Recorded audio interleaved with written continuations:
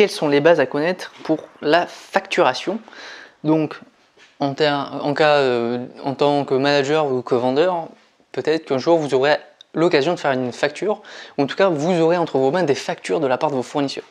Et bien ces factures, il va falloir les comprendre et il va falloir savoir les faire si jamais vous avez besoin de les faire. Ça dépend bien sûr du type d'entreprise dans laquelle vous êtes et de vos responsabilités dans votre entreprise bien sûr. Donc déjà les bases dans la facturation, c'est qu'il y a plusieurs types de documents commerciaux dont les factures en font partie.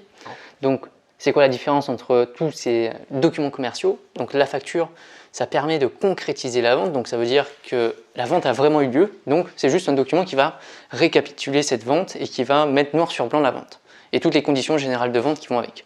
C'est complètement obligatoire, hein, la facture, notamment à partir d'un certain montant d'achat.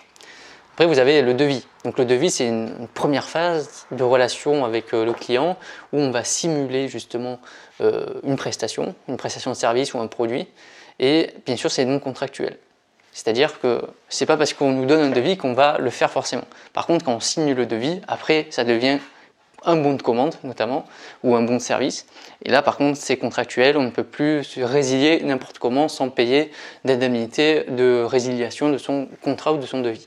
Donc après il y a ce qu'on appelle le bon de commande, donc là c'est vraiment dans le cas où le produit est indisponible tout de suite ou que le produit est forcément livré chez le client. Donc le bon de commande, ça permet de faire foi comme quoi on a bien commandé, on a peut-être payé déjà le produit, on a juste à le recevoir. Et donc une fois qu'on aura valider notre bon de commande, on recevra une facture qui finalisera l'achat une fois qu'on aura reçu. Donc dans la facturation, il y a ce qu'on appelle les 3 R. Donc c'est une notion à bien comprendre au début parce que vous verrez par la suite que pour la facture, tous ces soldes vont être super importants. Donc dans les 3 R, il y a le premier R qui veut dire remise. Alors une remise, c'est quoi? C'est un geste commercial de la part du vendeur, notamment sur les quantités achetées. Donc par exemple, si vous achetez 10 produits, vous aurez peut-être une remise de 20%. Si vous en achetez 2, des fois vous aurez une remise qui sera plus importante. Ça dépend du type de produit. En tout cas, c'est un geste commercial. Ensuite, il y a le rabais. Le rabais, on parle de rabais quand il y a eu un défaut ou un dysfonctionnement sur le produit, il y a eu une pièce qui s'est cassée, ou il y a eu un choc dans la livraison. Bon, c'est un rabais, ça permet de donner une réduction, de faire un avoir par exemple, pour rembourser, c'est un certain dédommagement en quelque sorte. Donc on parle de rabais quand il y a eu un problème et qu'on rembourse en quelque sorte ce problème.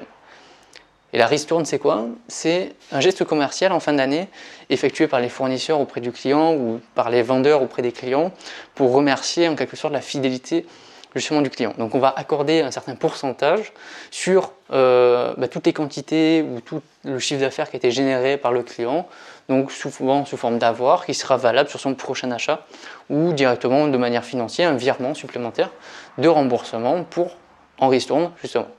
Donc il faut faire attention de ne pas mêler ces 3 types justement de réduction, puisque c'est des réductions de prix, alors soit réduction financière directement ou sinon sous forme d'avoir.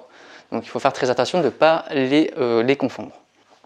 Alors quelques bases aussi sur la facturation, c'est comment est-ce qu'on va calculer justement toutes ces remises et toutes ces réductions de prix. Donc comment calculer une réduction? La première méthode, tout simplement, c'est vous avez le montant de la remise, c'est égal au prix de vente TTC normal, le classique, le prix de vente hors remise qui est affiché en rayon, multiplié par son taux de remise. Si vous faites 20%, c'est multiplié par 0,2. Donc j'ai pris un exemple notamment. Donc votre prix de base c'est 150 €. Vous faites une remise de 20%, donc 150 multiplié par 0,2, ça vous donne 30 € de remise. Donc le prix de vente remisé, vous voyez bien, vous prenez votre prix de vente hors remise, donc 150 €, moins votre montant de remise, donc moins les 30 €, ce qui vous fait un prix de vente TTC remisé à 120 €. Ensuite, la méthode numéro 2, c'est une méthode qui est un peu plus rapide, donc c'est pour les personnes qui ont un peu plus de facilité avec les calculs. Là vous voyez, on a fait un calcul en 2 étapes. Donc d'abord on a calculé le montant de la remise et ensuite ce montant on l'a soustrait au prix de vente TTC hors remise pour nous donner le prix de vente avec la remise. Donc là on fait une seule étape, c'est-à-dire qu'on va prendre notre prix de vente TTC hors remise et on va multiplier par 1 moins le taux. Donc par exemple, si on a un taux de remise à 20%, on va multiplier 150 multiplié par 1 moins 0,2, donc multiplié par 0,8, ce qui va nous donner directement 120 €. Là où il faut faire attention, c'est que dans vos calculs commerciaux, quand vous allez calculer une réduction, la plupart des calculs commerciaux se font en hors taxe. Or, quand vous faites 20% de réduction pour un client, vous le faites sur le prix de vente TTC.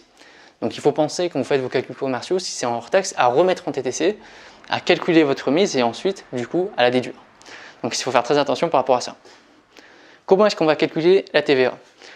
Alors attention, la TVA, souvent, elle est de 20% par défaut pour la plupart des produits. À voir selon l'énoncé, ça sera précisé. Si ce n'est pas précisé, c'est que c'est 20%, comme la plupart des biens de consommation.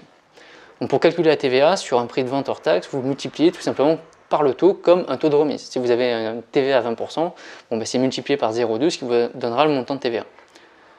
La TVA se calcule toujours en fin de facture, on aura l'occasion de le voir dans les prochaines vidéos, où on va décrypter la facture, mais la TVA, elle arrive vraiment à la fin. Donc une fois que toutes les remises et toutes les soldes intermédiaires se sont effectuées, on va pouvoir enfin calculer la TVA. Puisque la TVA, c'est vraiment ce qui est dû sur la vente réelle. Si vous vendez à 150 €, mais au final, avec toutes les remises, vous êtes à 80 €, bah, votre TVA elle va s'appliquer sur 80 € et non sur 150 €. Ensuite, comment calculer une ristourne? Donc pour calculer une ristourne, je vous rappelle que la ristourne, c'est un geste commercial du fait de la fidélité de la personne. Donc, l'idée, c'est de reprendre toutes les factures d'une personne tout au long de l'année. Donc, bon, vous avez des logiciels de gestion dans les entreprises qui permettent de le faire.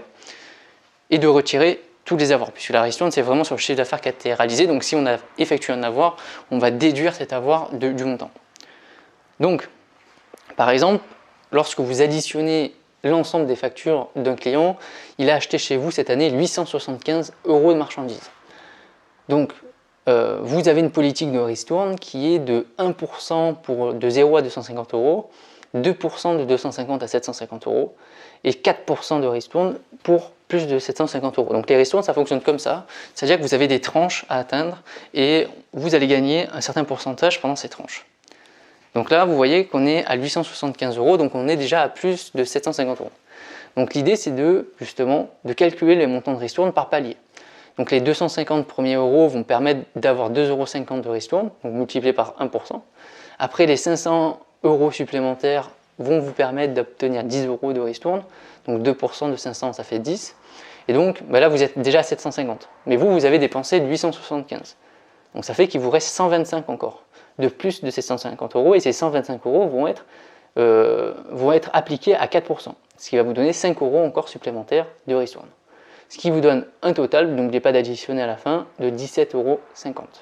Donc si on avait eu 1000 € de chiffre d'affaires, au lieu d'avoir 125 ici, on aurait eu 250 multiplié par 4%.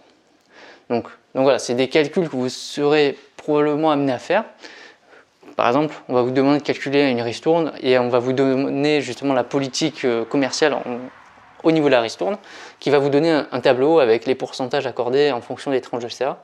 Après, à vous justement d'additionner toutes les factures, sauf si on vous le dit directement, de retirer tous les avoirs, de mettre toutes les tranches et de calculer le montant de ristourne en fonction des tranches.